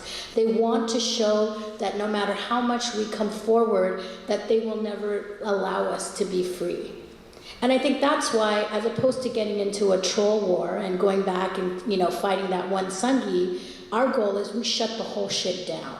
We go up, we take down the complicit actors at the very top level, and also we need to stop looking at corporate models for our solution.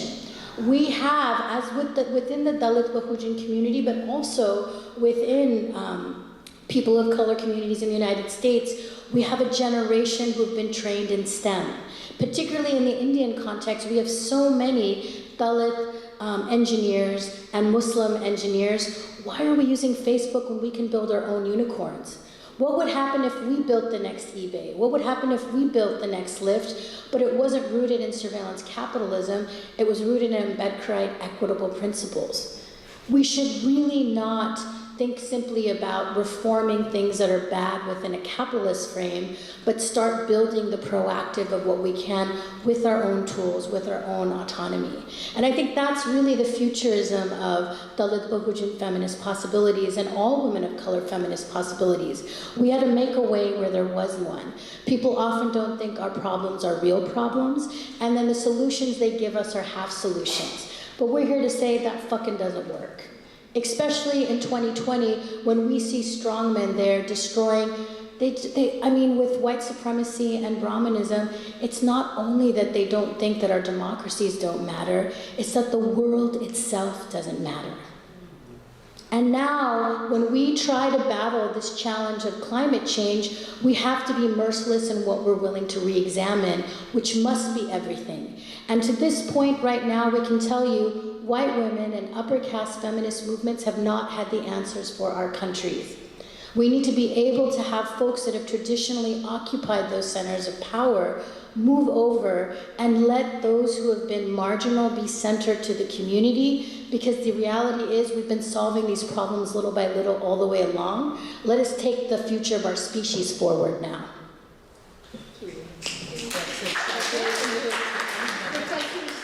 Jain and Wilson. I feel like our Dalit sisters have to have the last word. And this was so eloquent and powerful. I don't think I can top that. All right. So, say no to surveillance capitalism. And verminical patriarchy.